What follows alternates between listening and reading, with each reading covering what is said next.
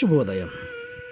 Global బెతేనియా Calvary ministry తరపున ఈ ఉదయకాల సమయంలో మరొక్కసారి మీ అందరితో కూడా కలుసుకొని దేవుని యొక్క పరిశుద్ధమైన మాటలు ధ్యానించుటకును దేవుడు నాకు ఇచ్చిన మధురమైన అవకాశమును బట్టి దేవునికి ప్రత్యేకమైన వందనాలు తెలియజేసుకుంటున్నాను.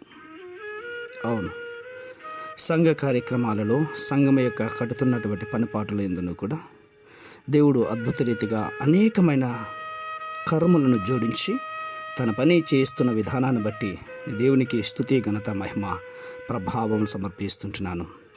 ఈ నిర్మాణ కార్యక్రమాలన్నీ కూడా సకాలంలో పూర్తి చేయబడి చక్కగా ప్రతిష్ఠ చేయుటకు ప్రార్థించమని మనసారా కోరుకుంటూ ఉంటున్నాను.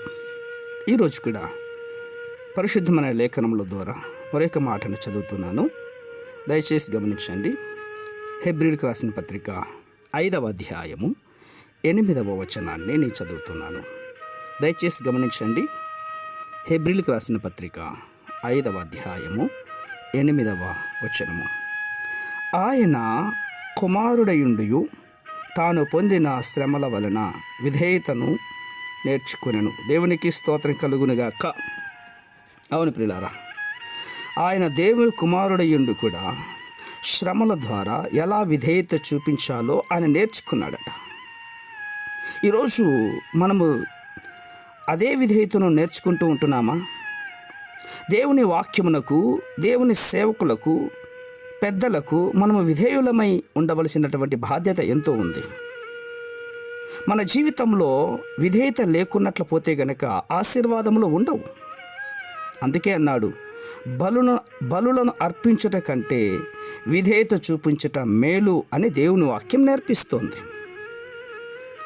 క్రీస్తు తండ్రి చిత్తమునకు విధేయుడై శ్రమను అనుభవించుటకు సిద్ధపడి మనకు మాదిరిగా జీవించాడు. అవును ప్రియులారా, మనము కూడా ఒకరికి ఒకరు విధేయతలు అగేదాని కోసమై విధేయతను మనం కనపరచాలి. మనలను మనము సంతోషపరచుకొనక బలహీనులు, దౌర్భాగ్యములను భరించి ఆ బద్దలమైనటువంటి వారమైన మనము బలమైనటువంటి యేసుక్రీస్తు వారికి మాదిరిగా మన విధేయతను చూపించాలి. ప్రియులారా, జాగ్రత్తగా వినండి. యేసుక్రీస్తు వారు కూడా తన్ను తాను సంతోషపరచుకొనక